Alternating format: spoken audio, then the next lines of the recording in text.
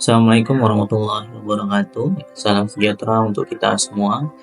Jadi dalam kesempatan ini ya, kami coba memaparkan ya hasil penelitian unggulan prodi yang disponsori oleh Universitas Maritim Raja Ali Kaji melalui Lembaga Penelitian dan Pengabdian Masyarakat.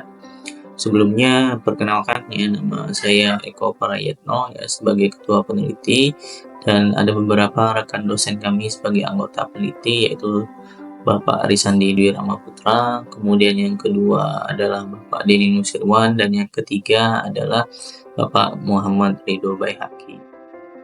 Jadi ada dua mahasiswa yang paling aktif ya, yang membantu dalam menyelesaikan penelitian ini, yaitu Aldivio Ferrandi dan Sisilia Mulyadi. Nah, judul penelitian kami yaitu potensi kapal legenda dalam pengembangan industri pariwisata maritim di daerah Kepulauan Riau. Latar belakang kami mengangkat judul ini tentunya ya, kita sudah tahu bersama bahwa 96% ya wilayah Kepri ini adalah laut ya, dan hanya 4% daratan, sehingga memang potensi pariwisatanya, terutama potensi pariwisata maritimnya itu sangat perlu dikembangkan ya.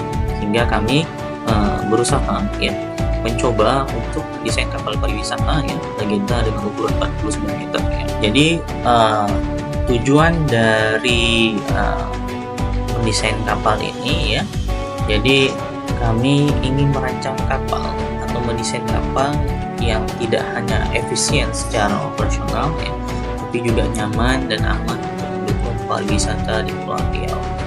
Nah, bagaimana kita bisa merancang ya kapal yang efisien ya, nyaman ya? Tentunya ada beberapa aspek yang harus kita perhatikan dalam mendesain ya, yaitu kita harus melakukan perhitungan hambatan dan stabilitas kapal ini ya dengan sangat baik, sehingga dapat memberikan kontribusi nyata nanti ya bagi perkembangan sektor pariwisata, bahwa kapal yang desain ini mampu ya digunakan nantinya bila diproduksi seperti itu. Nah, hambatan kapal ini akan berhubungan dengan gaya menahan pergerakan kapal saat maju, yang pada gilirannya nanti akan berdampak pada kebutuhan daya mesin serta efisiensi penggunaan bahan bakar. Sehingga memang perhitungan hambatan kapal ini ya harus bisa ya seoptimal mungkin ya, sehingga nanti bisa menekan biaya operasional ya, sekaligus memberi kontribusi terhadap kelestarian lingkungan dengan mengurangi konsumsi energi ya, konsumsi bahan bakar.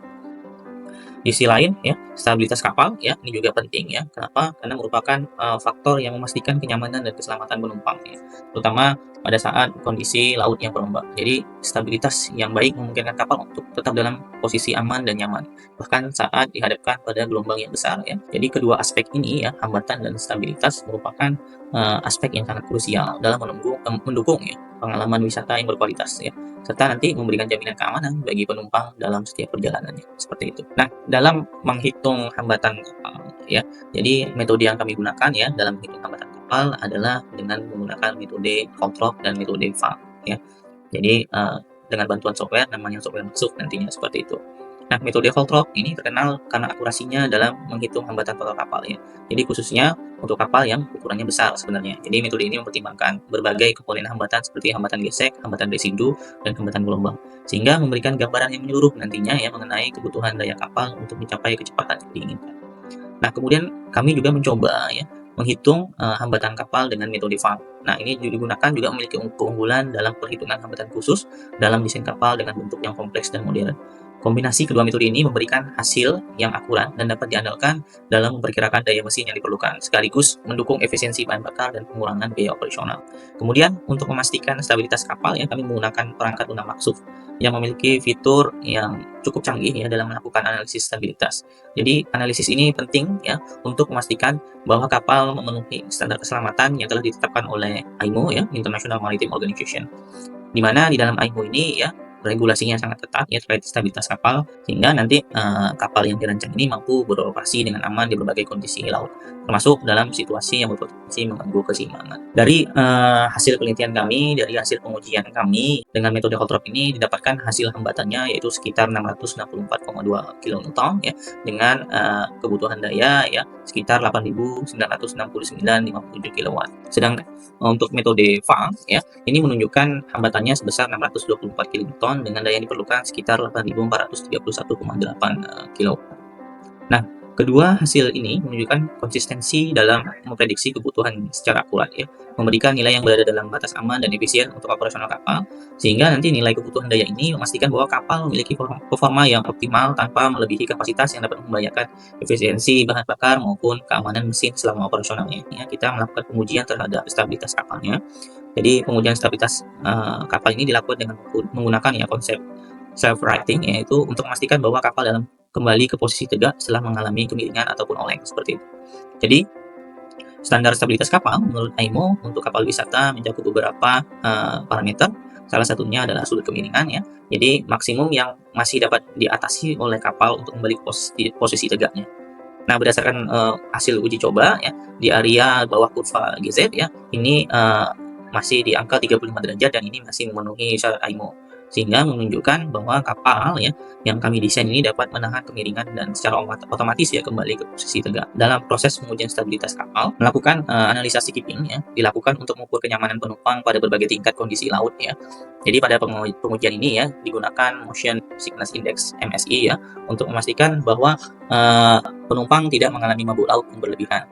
Jadi pada sea state 1 hingga 5 ya kita mencobanya, ini MSI-nya masih di bawah 20%, sehingga ini menunjukkan bahwa kapal yang dirancang ini ya memberikan kenyamanan bagi penumpang pada kondisi laut yang umumnya ditemui. Pada sea state 6, MSI masih berada dalam batas aman tapi tingkat kenyamanannya sedikit berkurang yang masih diterima dalam situasi tertentu.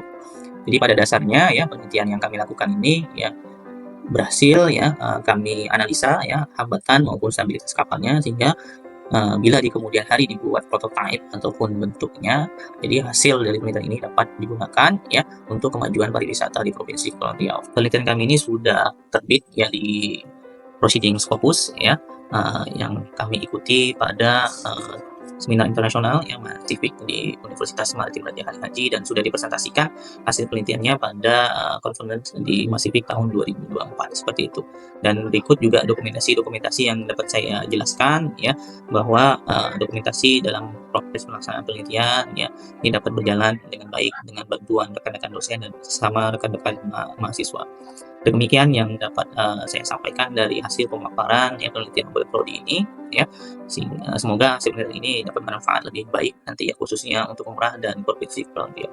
Terima kasih saya ucapkan sekali lagi kepada Universitas Maritim Raja Kali Haji ya melalui Lembaga Penelitian dan Pengabdian Masyarakat ya telah mensponsori kegiatan ini. Saya tutup ya dengan wassalamualaikum warahmatullahi wabarakatuh.